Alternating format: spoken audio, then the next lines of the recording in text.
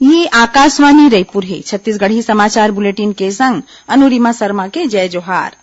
राज्य स्थापना दिवस के मौका में राजधानी रायपुर के साइंस कॉलेज मैदान में चलत राज्योत्सव कार्यक्रम अब 5 नवंबर तक चलही। मुख्यमंत्री भूपेश बघेल काली राज्योत्सव जगह में होवत कार्यक्रम में एक घोषणा करीन। यहाँ ये बतादन कि पहली आज 3 नवंबर के एखर समापन रहीस। कार्यक्रम के माई पहुना राज्यपाल अनुसुईया उइके ए राज्योत्सव ला अउ 2-4 दिन आगू बढ़ाए के बात कहिन। तबे मुख्यमंत्री तुरते उखर बात ला राखत एक घोषणा करीन। ए मौका में राज्यपाल कहिन कि राज्य निर्माण के उद्देश्य तबे पूरा होही जब समाज के आखिरी लाइन के मनखे ला विकास के फायदा मिले और ओखर जीवन में सकारात्मक सुधार आवे।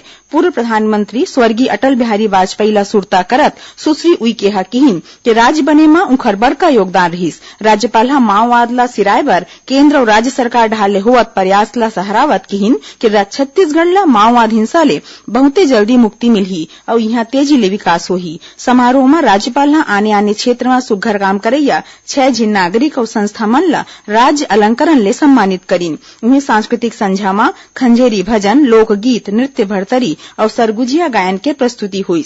राज्योत्सव में आज तीसर दिन कार्यक्रम के पगरैती विधानसभा अध्यक्ष डॉक्टर चरणदास महंत करही। ए मौका में 8 झिन नागरिक और संस्था मन ला राज्य अलंकरण दे जाही। माओवाद विरोधी अभियान के चलत शौर्य और बहादुरी के परिचय देवैया 4 झिन पुलिसकर्मी और उखर परिवार वाले मन ला राज्योत्सव में आज छत्तीसगढ़ शौर्य पदक ले सम्मानित करे जाही। मुख्यमंत्री भूपेश बघेल जौन पुलिसकर्मी मन ला सम्मानित करही ओमान ले राजनांदगांव के शहीद पुलिस उप निरीक्षक युगल किशोर वर्मा, राजनांदगांव के शहीद आरक्षक कृष्णलाल साहू और दंतेवाड़ा के सहायक उप निरीक्षक सुरेश कश्यप और प्रधान आरक्षक ताती मुकेश शामिल हैं।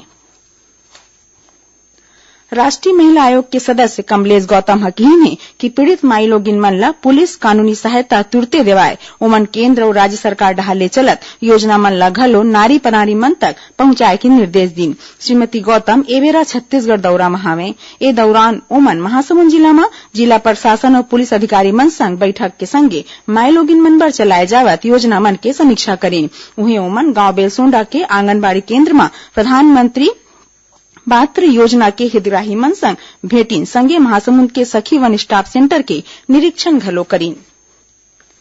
केंद्र सरकार सबो जिला में निर्भया कोष की मदद ले मानव तस्करी रोधी इकाई गठित करही। महिला और बाल विकास मंत्री स्मृति ईरानी एक ट्वीट में बताइन कि ए कोष ले देशभर में सबो पुलिस थाना में महिला हेल्प डेस्क बनाए जाही जेखर ले नारी प्राणी मन के सुरक्षा और उखर अपन सुरक्षा बर भरोसा घलो बाढ़ही।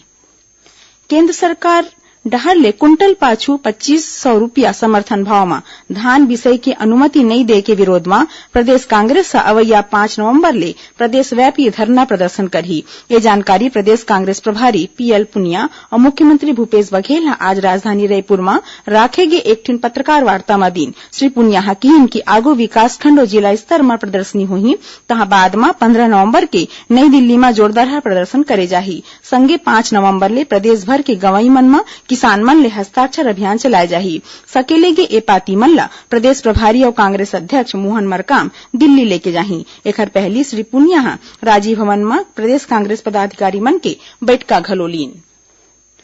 दिल्ली के सफदरजंग अस्पताल में रोबोट ले ऑपरेशन के शुरुआत हो गए है। प्रोस्टेट, किडनी और ब्लैडर के कैंसर के संगे किडनी फेल होए की स्थिति में सबो गरीब मरीज मन बर ये सहूलियत मुफ्त रही। केंद्रीय स्वास्थ्य और परिवार कल्याण मंत्री डॉक्टर हर्षवर्धन काली एखर औपचारिक उद्घाटन करीन। यहाँ बतादन कि रोबोट ले होइया सर्जरी में कमती चीरा लगाए ला पड़थे और ऑपरेशन में ज्यादा बेरा नहीं लागय। देश के कई ठिन हिस्सा में पाछू 4 दिन ले चलत छठ पूजा आज मुंदरहा उवस सुरूज ला अरक यानी अर्ध दे के संगे संपन्न हुईस। अरक दे बाद उपासीन मन पाछू 36 घंटा ले चलत निर्जला उपास ला तोड़े के संगे प्रसाद बांटिन। ए मौका में मुख्यमंत्री भूपेश बघेल रायपुर के महादेव घाट, बिरगांव और हीरापुर में राखे गे छठ महापर्व में शामिल हुईन। संगे मुख्यमंत्री छठ पूजा आयोजन समिति ला सामाजिक और सांस्कृतिक काम बर भुइयां जगह दे के घोषणा घलो करीन। एकरे संग छत्तीसगढ़ी समाचार बुलेटिन इहे सिरावत है। जय जोहार।